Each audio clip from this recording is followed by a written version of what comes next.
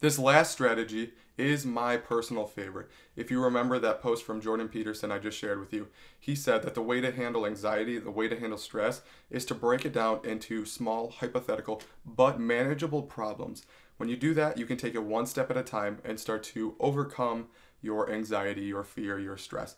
And this is kind of what Daniel talks about in his book. He does so a little bit differently, but at the end of the day, it's really the same thing. So he calls it the anxiety equation. How do you deconstruct an overwhelming thought so that you can move forward? Daniel says you use this anxiety equation. So I'm going to write out the equation. The starting point of it is anxiety about an outcome. That's on one side of the equation. And that is equal to, think about it like a division problem, the numerator is the likelihood that it will happen times the awfulness, how bad it could potentially be, how stressful it might be, and that's all divided by or reduced by, in the denominator, coping plus rescue. So again, the anxiety about an outcome is equal to the likelihood that it'll happen times the awfulness if it does happen, divided by coping, how well you would cope if it did happen, plus rescue, how others might respond, how others would support you. So if you want to see, it looks like this. Hopefully this shows up in the video. I'm going to back up a little bit just to get the whole thing.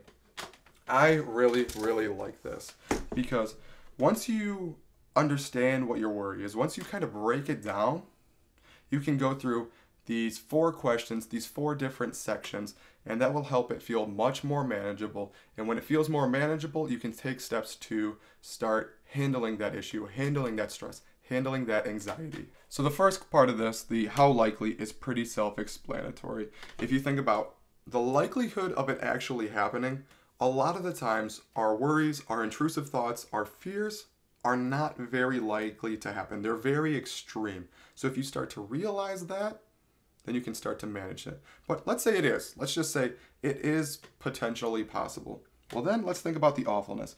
If it was the worst case scenario, how bad would it be? Then we'll go to the denominator with the coping section. How would you handle it? Would you be able to handle it? What could you do to handle it? And then the rescue, what support could I get? How would others help me? And I think with these questions, you can actually write it down. That might help you. I think that's a good way to do it. And once you break it down, it's going to become less intimidating.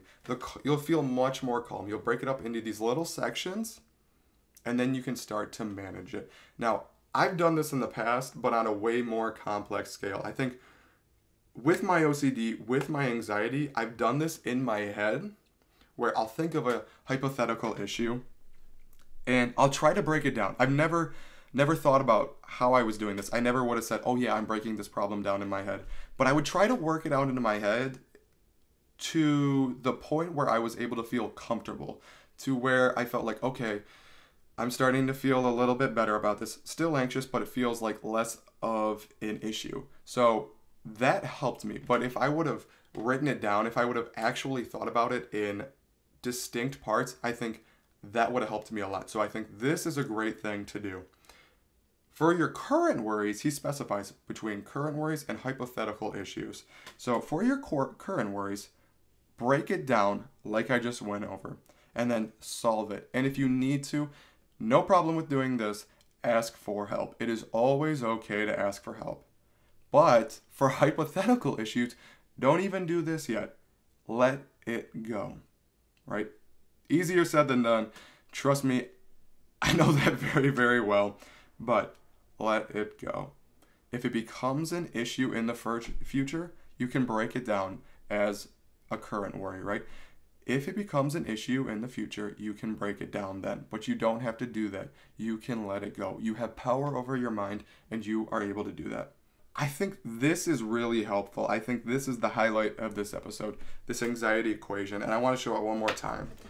So, again, anxiety about an outcome is equal to the likelihood of it happening times the awfulness if it did happen, divided by your coping strategies and your rescue, your support system. So with those four separate parts in the equation, the likelihood, the awfulness, the coping, and the rescue, break it down, write it out. And once you do that, start solving it, ask for help. You'll be able to deal with that problem almost immediately. So I don't know, maybe if you need to carry a journal with you to do this, do that. That's awesome. I think that's a really good idea, because personally, it might be difficult to do in your head. It might be difficult to keep track of. And I think at that point, then you're kind of giving into the anxiety. You're giving into the stress.